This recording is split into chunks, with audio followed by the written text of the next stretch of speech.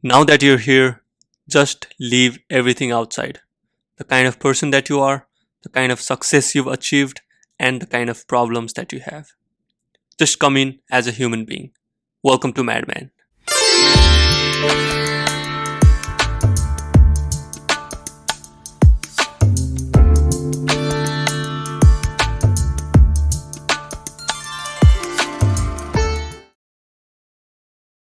Does God exist?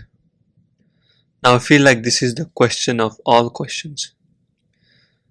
Just yesterday, when I uploaded the video, I had mentioned God a few times in the video, and one of my friends did not like that because he thinks that God does not exist. And also, another friend of mine from India asked me similar questions, so I felt it necessary to clarify what I mean by God.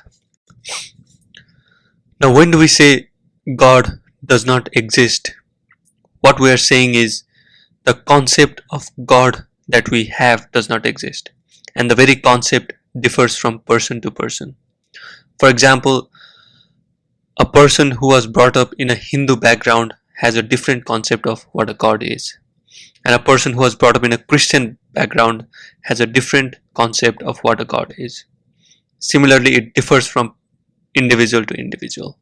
And since the definition of God that we have is such, for example, we probably think that God can walk on water. We probably think that God has 10 heads. We probably think that God only does good things and not bad things. We probably think that God provides security. Now we have all those concepts of God. We do not see that happening anywhere in the world.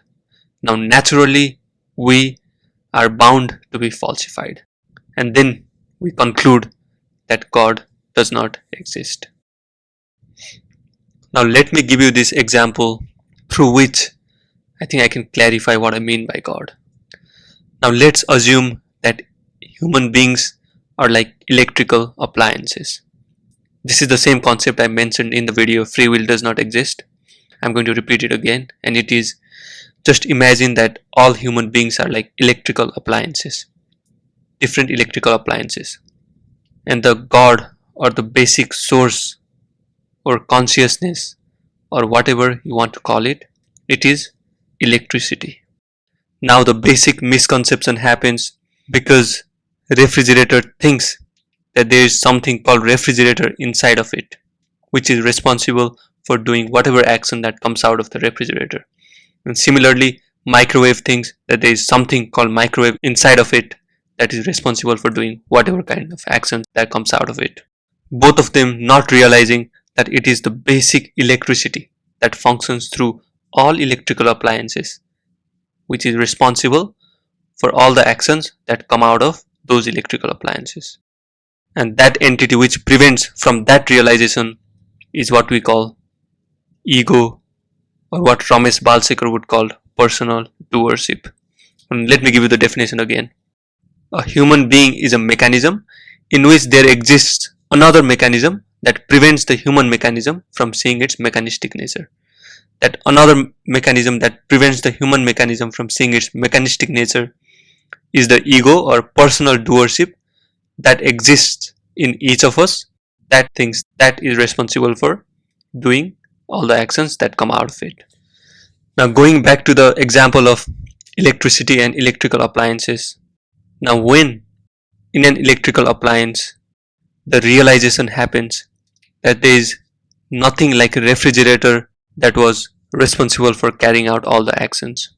It was the basic electricity that functioned through each electrical appliance that was responsible for all the actions that came out of refrigerator. Now when that realization happens, it is what is called enlightenment. It is what is called enlightenment. The same state that Gautam Buddha was in. Now let me tell you this story. The first time we had this chapter based on Gautam Buddha in, I think, 3 or 4 class. I don't remember it. But I just looked at him, the picture of him sitting under a tree, and the chapter was like how he became a god and all those things. And the first thing that came to my head was, if being a god is so easy, if you just have to sit under a tree for a certain amount of time and you become god, then why are all these people just trying to become whatever they want? Just fucking sit under a tree and become god. But now when you look at people around you, I mean, just sitting without doing anything is really something that only a god can do. Because if you just sit somewhere, your thoughts will provoke you to do something, to use your phone, to go somewhere, because you always want to be in the state of doing. You've probably never tried being in the state of not doing, just sitting there without getting bothered by any thoughts. So one of my friends from India asked me, if God exists, then why some people are born to a rich family, they don't have any problems, and some people are born in a poor family, they're going through so many problems, and they really have a hard life. If God exists, why are all those problems happening? Now let me tell you, you have identified those things as problems because the society that you live in has good and bad. Obviously, good being not having any problems, just going through life, enjoying and all those things, and bad being you suffering, you not having money and all those things. That concept is only relevant in the society that you live in, because in nature everything is just happening. There is no good, there is no bad. So basically, your concept of God, that includes God only doing good and not bad, God only providing enjoyment and not suffering, it is your concept of God that is falsifying you. So it is not that God does not exist, it is that your concept of God does not exist. Because when I am saying God exists, the God that I am talking about is the very source, the very energy that is responsible for beating your heart. And you cannot deny that that does not exist.